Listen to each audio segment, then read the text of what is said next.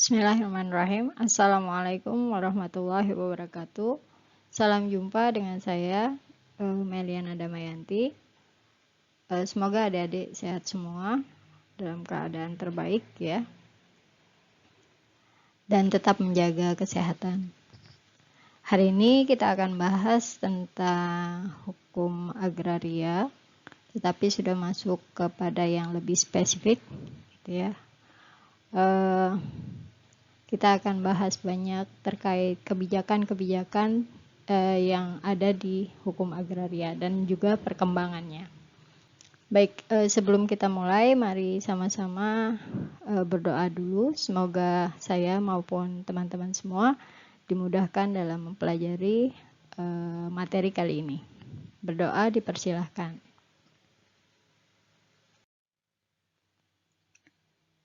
Baik, saya lanjutkan. Untuk konten kali ini kita akan bahas tentang kebijakan pemerintah di era reformasi terkait tanah gitu ya. Kemudian pro kontra peraturan PP nomor 7 tahun 2005.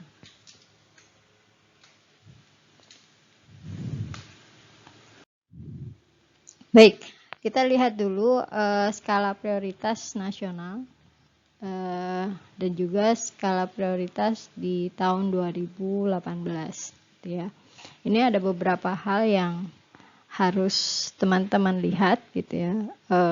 Banyak sekali rencana yang dibuat gitu ya. Nanti kita akan fokus dengan pengadaan tanahnya gitu ya. Jadi pemerintah membuat kebijakan yang kemudian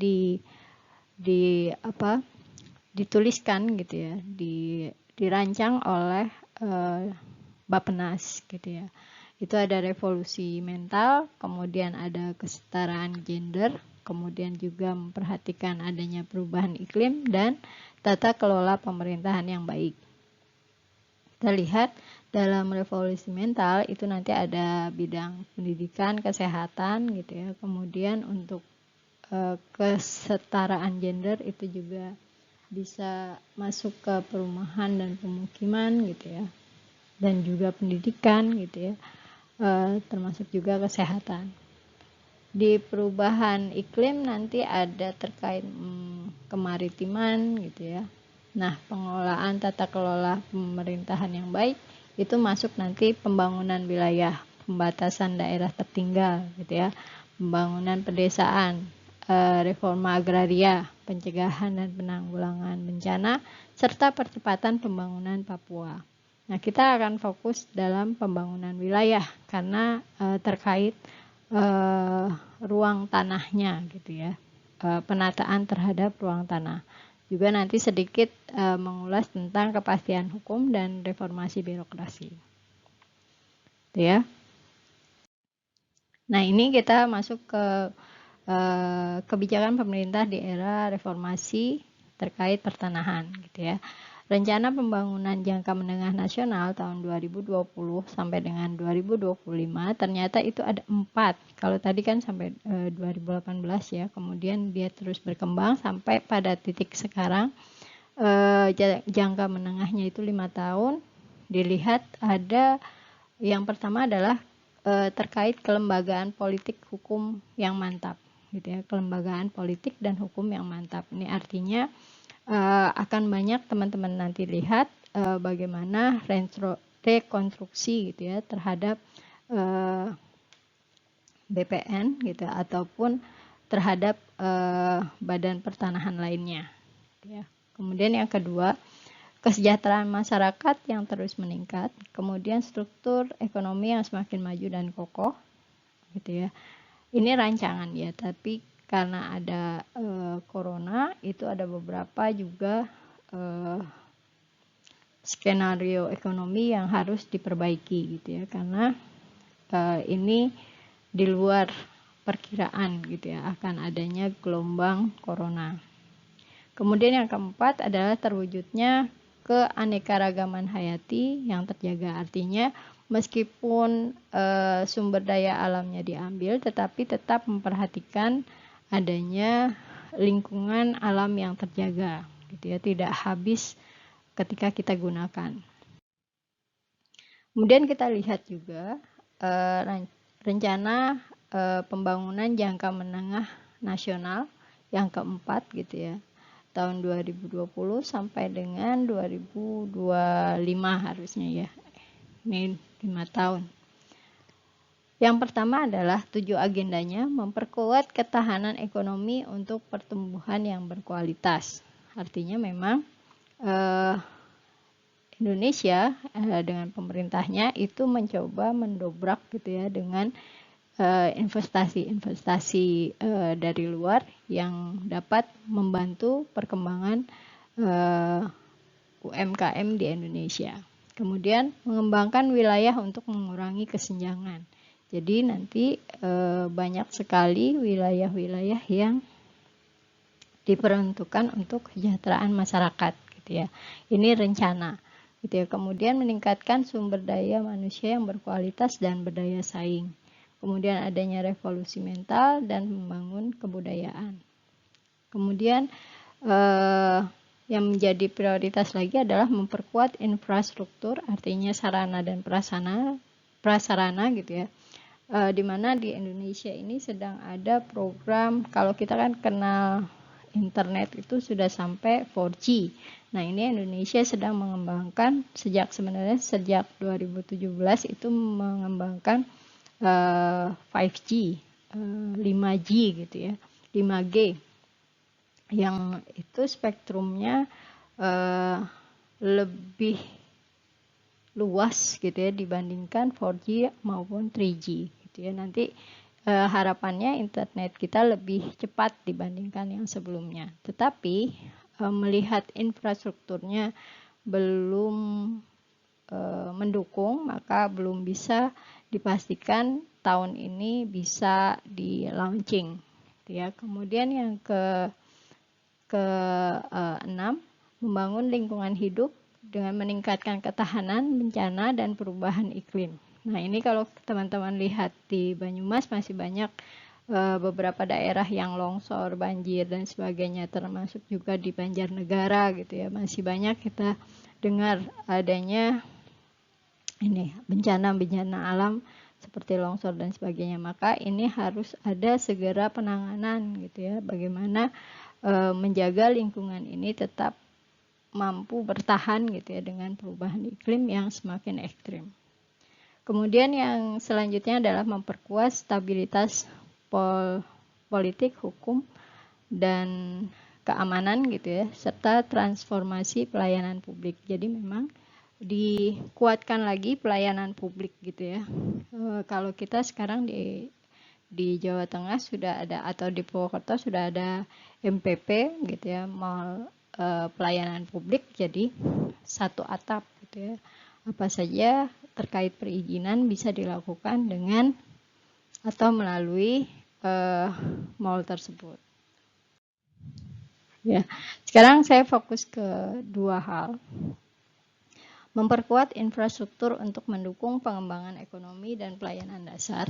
Ini maksudnya adalah memperkuat infrastruktur untuk mendukung aktivitas perekonomian, gitu ya, dan mendukung pemerataan pembangunan nasional. Jadi harapannya Indonesia itu tidak hanya maju di Bali ataupun di Jawa saja, tetapi di daerah-daerah lain pun akan terus meningkat, gitu ya. Kemudian juga langkah-langkahnya itu ya. Yang pertama adalah menjadikan keunggulan wilayah sebagai acuan untuk mengetahui kebutuhan infrastruktur wilayah. Jadi dia harus ada pemetaan terhadap wilayah tersebut gitu ya. Nanti kalau teman-teman mau KKN atau apa itu kan memang perlu gitu ya untuk ngecek dulu wilayahnya seperti apa ya, untuk melihat gitu ya keunggulannya apa aja, yang mau diunggulkan apa aja. Nah, acuannya sama seperti ini.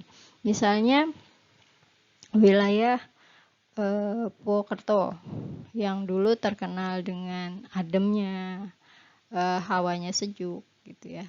Nah, itu yang dipertahankan apanya gitu ya.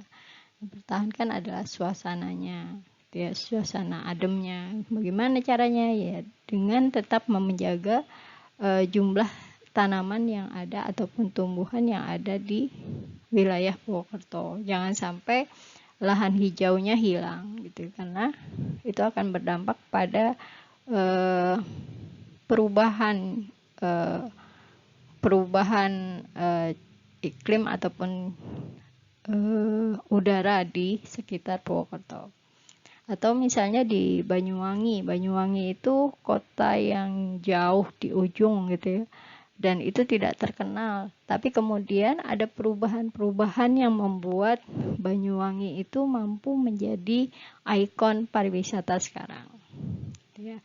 Kemudian yang kedua, peningkatan pengaturan, pembinaan, dan pengawasan dalam pembangunan. Jadi memang harus ada pendampingan dan pembinaan gitu ya. Jadi kalau mau berubah harus seperti apa gitu ya, harus diawasi seperti apa. Kemudian pengembangan infrastruktur perkotaan berbasis teknologi informatika dan komunikasi gitu. Jadi tetap memperhatikan perkembangan zaman gitu ya, karena saat ini yang diinginkan adalah kecepatan informasi dengan teknologi, maka harus juga mampu mengembangkan infrastruktur yang berbasis TIK ini.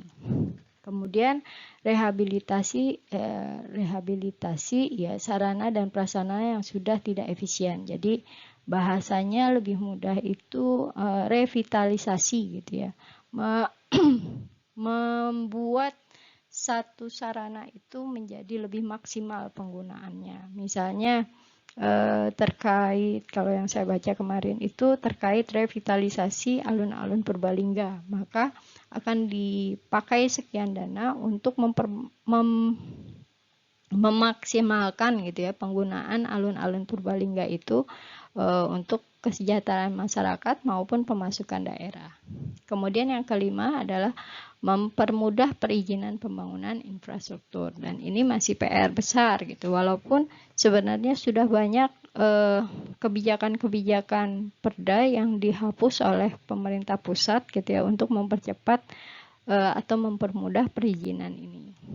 Tapi faktanya masih cukup membutuhkan waktu yang lama untuk bisa melaksanakan hal yang kita inginkan gitu. Misalnya izin penelitian itu nggak bisa 3 hari selesai, tapi biasanya 10 hari atau 15 hari kerja baru dapat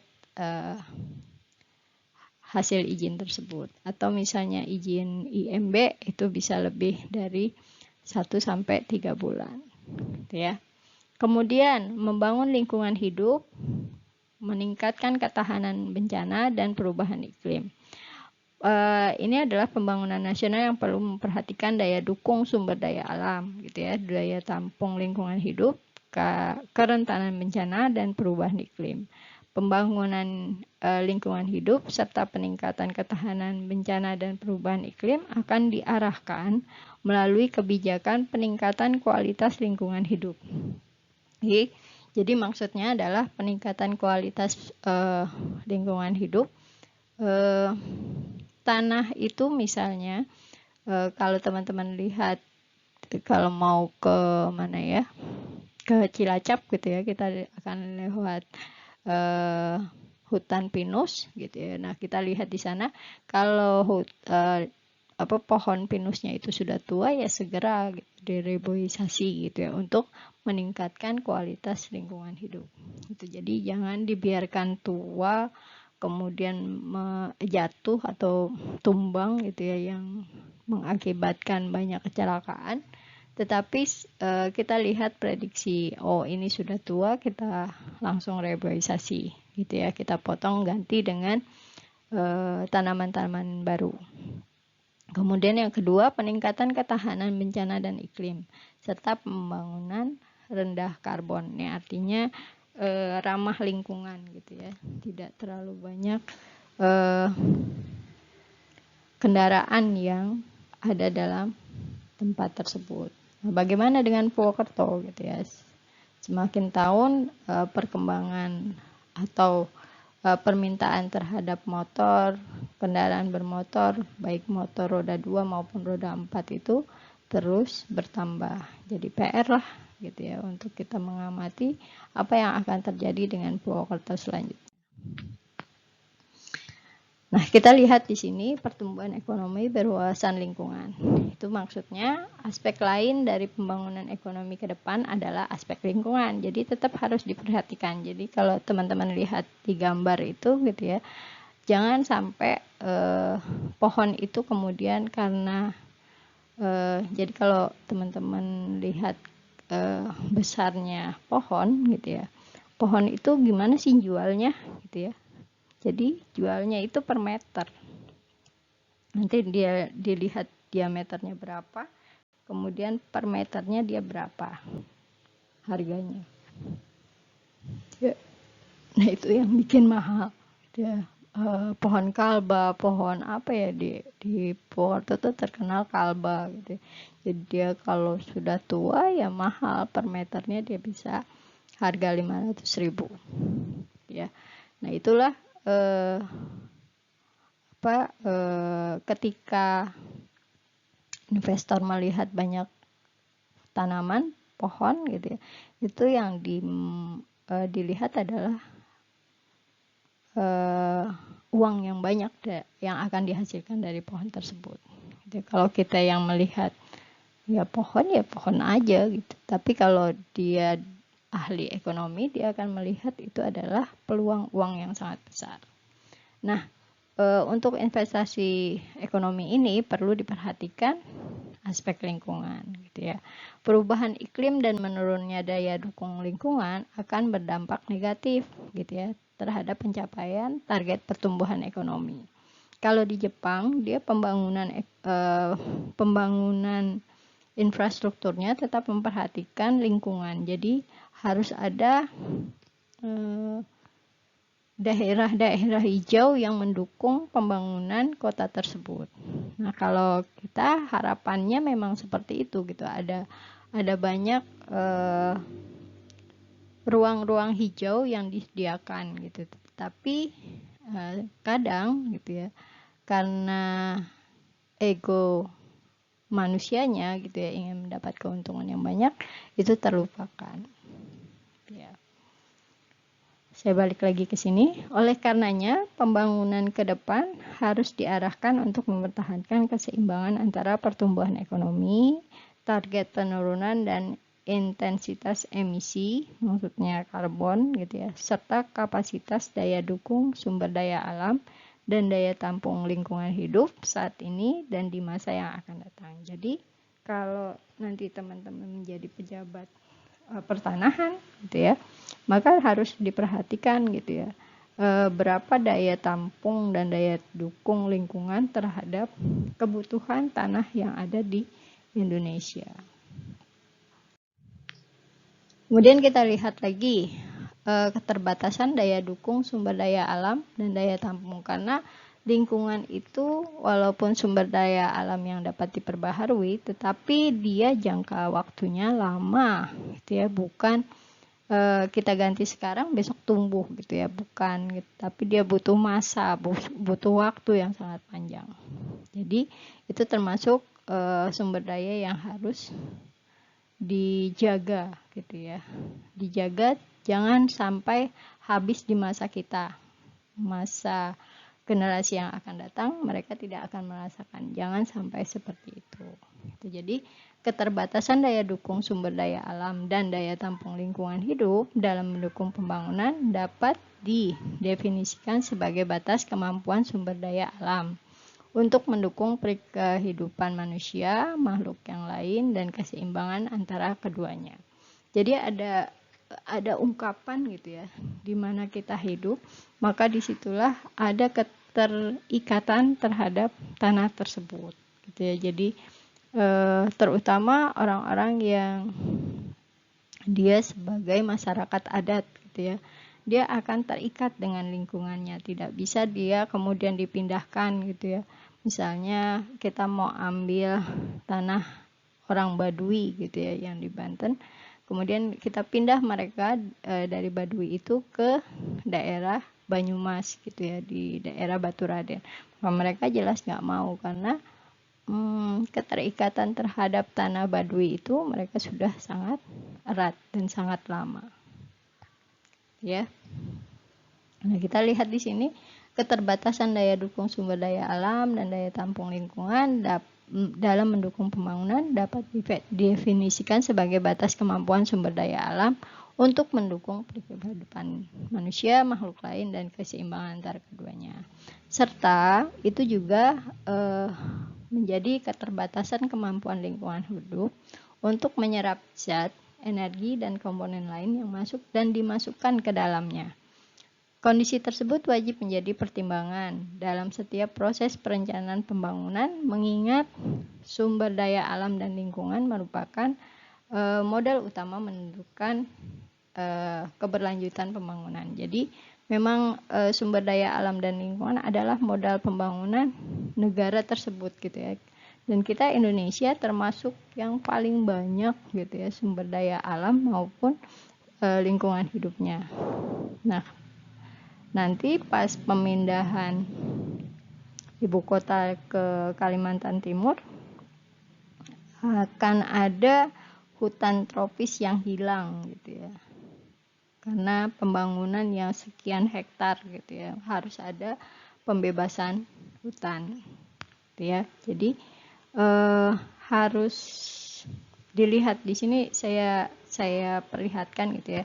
Proyeksi penurunan tutupan hutan primer gitu. Hutan utama itu terjadi penurunan yang luar biasa dari 27% hingga sekarang itu hanya tinggal 18,4% gitu ya. Nah, ini nanti di 2045 itu semakin menurun ya. Ini sebaran tutupan hutan primer Indonesia yang ingin dipertahankan. Kita lihat gitu ya, Papua masih hijau gitu ya. Sumatera sudah sedikit yang hijau. Kalimantan dan Sulawesi juga masih hijau gitu ya. Tetapi Jawa sudah mulai putih gitu ya. Jadi sudah mulai hilang gitu ya tutupan hutan primernya di Indonesia, dan wajar kalau Jawa itu panas gitu ya, menjadi panas gitu ya. Ini adalah perubahan luas tutupan hutan di atas lahan gambut gitu ya. Di Sumatera lahan gambut itu dia akan subur ketika musim penghujan, tetapi kalau musim kemarau dia akan mudah terbakar gitu ya, terutama di daerah Kalimantan. Itulah sebabnya kenapa terjadi kebakaran hutan yang hingga asapnya itu mengganggu negara tetangga gitu ya. Jadi di Sumatera sendiri luas hutan lahan gambutnya di Sumatera luas lahan gambutnya itu sekitar 4.120 hektar gitu ya. Kemudian di Kalimantan itu sekitar 4.600 dan Papua masih sekitar 6 juta ya. Jadi dan kita lihat di sini semakin menurun dari tahun ke tahun. Dari tahun 2000 dia mulai menyusut gitu ya. Kemudian tahun 2015 juga terus menyusut. Kita lihat kesediaan air pula gitu ya. Selain sumber daya alam juga terkait air. Kerusakan tutupan hutan diperkirakan akan memicu terjadinya kelangkaan air, khususnya pada pulau yang memiliki tutupan hutan yang sangat rendah seperti Jawa, Bali, Nusa Tenggara gitu ya. Dari hasil proyeksi, kelangkaan air baku juga mulai merebak pada beberapa wilayah lainnya, dikarenakan dampak dari perubahan iklim global yang menerpa di sebagian wilayah Indonesia. Jadi memang akan ada kesulitan air gitu, padahal air adalah sumber kehidupan. Kemudian yang kedua, diperkirakan luas wilayah krisis air meningkat dari 6% tahun 2000 menjadi 9,6% di tahun 2045. Saat ini ketersediaan air sudah tergolong langka hingga kritis di sebagian besar wilayah Pulau Jawa dan Bali. Sementara Sumatera bagian selatan, Nusa Tenggara Barat, Sulawesi bagian selatan akan langka atau krisis di tahun 2045. Jadi kalau teman-teman ke Jakarta, terutama di Jakarta Utara, itu airnya sudah payau, sudah rasa air laut, bukan lagi air tawar gitu, tidak segar, payau. Di bagian selatan pun sudah terasa, karena di Jakarta itu yang paling jauh dari laut ya bagian selatan, tetapi di selatan pun di beberapa daerah dia sudah payau. Kemudian agar kelangkaan air tidak sampai menghambat pembangunan, maka wilayah aman air secara nasional perlu dipertahankan. Ini kaitannya dengan hutan gitu ya. Kalau hutannya hilang, maka air itu akan terus langka. Tetapi kalau hutan itu dipertahankan, maka porsi wilayah air itu atau keberadaan air itu akan terjaga. Ya. Nah, ini kita lihat gitu ya, gambaran-gambaran yang harus kita lakukan gitu ya untuk bisa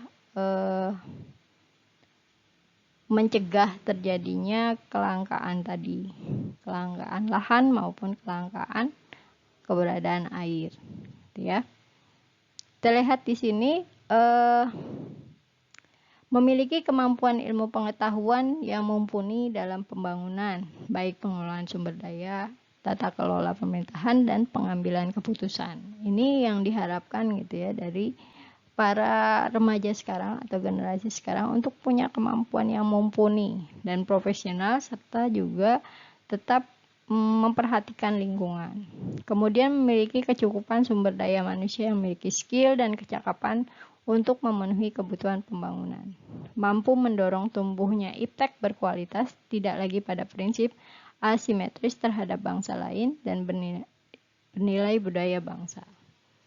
Maksudnya tidak terlalu mengikuti negara-negara lain sampai kita lupa untuk membangun negara sendiri, gitu ya. Kita tidak membebek, tetapi harusnya kita mempunyai prinsip yang kuat untuk menjadi negara yang mampu mendorong tumbuhnya iptek, ya, ilmu dan pengetahuan teknologi. Kemudian selanjutnya memiliki kemampuan mendorong tumbuhnya kreativitas, tanggung jawab, dan pelayanan kepada bangsa sendiri. Gitu. Jangan sampai kita melayani orang lain, misalnya WNA, itu lebih baik dibandingkan kita melayani warga negara sendiri. Kemudian menjadi negara yang selalu aktif, terbuka dalam menjalin kerjasama dalam memberikan pengaruh terhadap kemajuan bangsa dan negara Indonesia. Nah, ini Kementerian Agraria dan Tata Ruang atau Badan Pertanahan Nasional berdasarkan Peraturan Presiden Nomor 17 Tahun 2015 tentang Kementerian Agraria dan Tata Ruang dan Peraturan Presiden Nomor 20 Tahun 2015 tentang BPN, bahwa Kementerian Agraria dan Tata Ruang mempunyai tugas menyelenggarakan urusan pemerintah di bidang agraria atau pertanahan dan tata ruang untuk membantu Presiden dalam rangka menyelenggarakan pemerintahan negara. Jadi fungsinya kementerian itu adalah perumusan, penetapan, pelaksanaan kebijakan di bidang tata ruang, koordinasi pelaksanaan tugas pembinaan dan pemberian dukungan administrasi kepada seluruh organisasi di lingkungan kementerian. Pengelolaan barang atau milik kekayaan negara menjadi tanggung jawab Kementerian Agraria dan Tata Ruang. Pengawasan dan pelaksanaan tugas di lingkungan Kementerian Agraria dan Tata Ruang, pelaksanaan bimbingan teknis dan supervisi atas pelaksanaan urusan kementerian, serta pelaksanaan dukungan yang bersifat substantif kepada seluruh unsur organisasi di lingkungan Kementerian Agraria dan Tata Ruang. Ya, jadi ada one map policy. Itu ya, one map policy. Itu adanya penyusunan, perumusan pelaksanaan kebijakan di bidang penetapan tanah, kemudian juga pengendalian kebijakan pertanahan gitu ya. Kemudian juga ada pengawasan atas pelaksanaan tugas di lingkungan BPN, pelaksana koordinasi tugas pembinaan dan pemberian dukungan administrasi gitu ya. Kemudian penelitian juga gitu ya, pelaksanaan pengembangan sumber daya manusia di bidang pertanahan. Jadi yang terkait pertanahan maka itu di bawah Badan Pertanahan Nasional. Kita di Purwokerto itu ada di depan SMP 1 gitu ya. Nah, ini kita lihat gitu ya, P4T, penguasaan, pemilikan dan penggunaan serta pemanfaatan tanah gitu ya. Bahwa kekuatannya memiliki tanggung jawab kementerian sangat luas, langsung menyentuh ini terkait BPN ya. Kemudian outcome yang akan dihasilkan sangat besar pengaruhnya dalam mendukung kegiatan investasi. Kemudian keberhasilan pembangunan dalam bidang pertanahan dan tata ruang 2010 sampai 2014 sangat mendukung pelaksanaan kinerja 2015 sampai 2019. Kemudian peluangnya gitu ya. Penggabungan antara pertanahan dan tata ruang memungkinkan pembangunan agraria untuk mengatur tanah dan ruang secara bersamaan. Jadi kalau sebelumnya tata ruang dengan Kementerian Agraria itu berdiri sendiri-sendiri, sekarang mulai digabung gitu ya, untuk mengefisienkan dan juga untuk mensinergiskan kedua hal tersebut menjadi satu. Kemudian kebutuhan akan tanah dan ruang yang semakin strategis gitu ya. Tanah emas itu seperti investasi yang nggak akan hilang gitu. Jadi kalau teman-teman beli tanah sekarang, dia akan berharga itu sekian tahun kemudian, seperti juga emas gitu ya. Jadi dia nggak akan hilang gitu ya. Tidak seperti kita misalnya beli motor gitu ya, semakin lama harganya akan semakin turun. Kalau tanah itu semakin lama dia akan semakin mahal. Kemudian kelemahannya masih belum seimbang antara akses dan aset reform, yang menyebabkan pemanfaatan sumber daya tanah dan ruang relatif terhambat. Pengendalian pemanfaatan tanah dan ruang belum berjalan. Jumlah penduduk yang semakin tinggi gitu ya, dan penyebarannya tidak merata. Kemudian ancamannya, ketimpangan P4T yang berujung pada masalah dan konflik pertanahan dan terhambatnya sebagian pengolahan tanah. Kecepatan penurunan luas tanah gitu ya, menyebabkan terbatasnya pasokan tanah pangan karena perubahan penggunaan tanah gitu ya. Nah, ini terkait Peraturan Presiden Nomor 7 Tahun 2005 tentang Rencana Pembangunan Jangka Menengah Nasional 2004-2009. Kenapa ini menjadi perhatian? Karena berdasarkan PP ini, ya, salah satu programnya adalah program pemenuhan hak atas tanah, yang dinyatakan bahwa untuk menjamin melindungi hak perorangan dan komunal atas penggunaan, penguasaan dan pemilikan tanah dilakukan program yang diantaranya berupa 1. Penegakan hukum pertanahan yang adil dan transparan, penataan penguasaan, pemilikan, penggunaan, pemanfaatan tanah yang berkeadilan, berkelanjutan, dan menjunjung supremasi hukum. Kemudian yang C, pembentukan lembaga penyelesaian konflik agraria, yang sebelumnya dia nggak ada. Kemudian redistribusi secara selektif terhadap tanah absentia dan perkebunan sesuai dengan UPA. Jadi ini ada tanah yang nggak ada orangnya gitu ya. Jadi bagaimana pengaturannya? Nah, ini kemudian di redistributif gitu ya, di tata ulang siapa pemilik dari tanah tersebut. Kemudian yang selanjutnya, pembangunan sistem pendaftaran tanah yang transparan dan efisien. Dan ini banyak lagi gitu, terutama ini yang F itu bisa diupayakan ketika teman-teman misalnya sedang KKN, tapi ini butuh prosedur yang amat panjang gitu ya, sertifikasi massal dan murah bagi masyarakat miskin.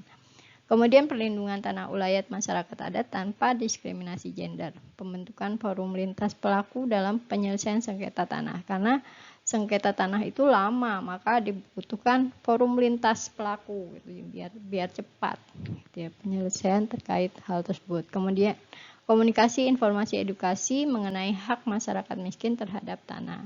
Jadi Walaupun miskin, dia punya tanah, misalnya dia dapat dari orang tuanya, gimana ngurusnya dan sebagainya, itu tetap harus dilindungi, ya. Nah, ini tata ruang yang bersinergis dengan program pengolahan tanah, gitu ya. Baik, itu saja dari saya. Jika ada yang belum jelas, silahkan teman-teman gunakan forum yang sudah saya siapkan. Terima kasih.